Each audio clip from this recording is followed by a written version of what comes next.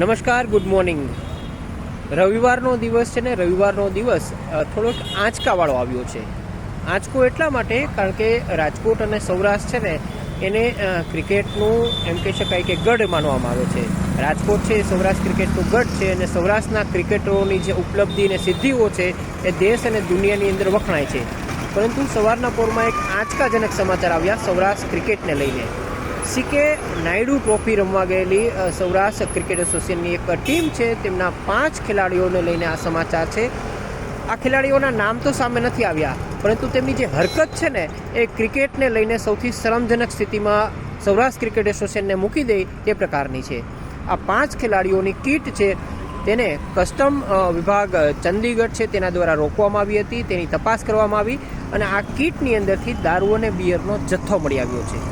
હવે તમે વિચાર કરો, જે ક્રિકેટરો સીકે નાયડુ ટ્રોફી રમવા ગયા હોય ને ત્યાંથી પરત આવી રહ્યા હોય, તેની જે કીટ હોય છે, સામાન્ય કીટ જે બેટ બોલ રાખે છે, એની અંદર જો દારૂ અને બિયરનો જથ્થો ઝડપાય તો શું કહેશો? રાજકોટ અને ગુજરાતમાં દારૂબંધી છે, પરંતુ આ દારૂ કોના માટે આ ક્રિકેટરોની કીટની અંદર રાખવામાં આવ્યો હતો અથવા તો તેઓ લઈને આવતા હતા એ હજુ સુધી સામે નથી આવ્યું. પરંતુ આ શરમજનક ઘટનાના કારણે સૌરાષ્ટ્ર ક્રિકેટ એસોસિએશનના જે માંધાતાઓ છે ને તેમને મૌન સેવી લીધું છે. શરમજનક સ્થિતિ એટલા માટે છે કારણ કે ભારતની અંદર, ખાસ કરીને સૌરાષ્ટ્રની અંદર, ક્રિકેટને એક દૈવીય ગેમ તરીકે પૂજવામાં આવે છે. તેમના ક્રિકેટરો છે તેમને ભગવાનની જેમ, મોટા સ્ટારની જેમ માન આપવામાં આવે છે. અને જ્યારે સૌરાષ્ટ્ર ક્રિકેટ એસોસિએશન સાથે જોડાયેલા આ 5 ખેલાડીઓની કીટમાંથી જ્યારે ચંદીગઢ એરપોર્ટ ઉપરથી દારૂ અને બિયરની બોટલો સામાનમાંથી મળે એ સૌથી મોટી શરમજનક બાબત છે. આપણે યુવા લોકોને અથવા તો જે યુવા ખેલાડીઓ છે તેમને શું આપીએ છીએ ને એ આ હરકત ઉપરથી સામે આવી રહ્યું છે.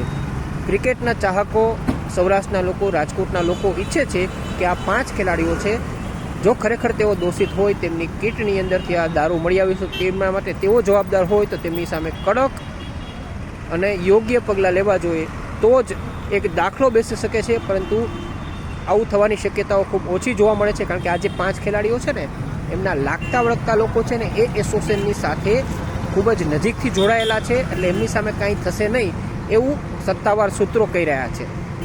આજના વ્લોગની અંદર આ વાત મેં તમારી સાથે શેર કરી છે. તમે પોતાની કોમેન્ટ જરૂર કહેજો કારણ કે ક્રિકેટને સાથે જોડાયેલી વાત છે ને ખૂબ જ શરમજનક વાત છે સૌરાષ્ટ્ર ક્રિકેટ એસોસિએશન અને સૌરાષ્ટ્રના ક્રિકેટ ચાહકો માટે. નમસ્કાર.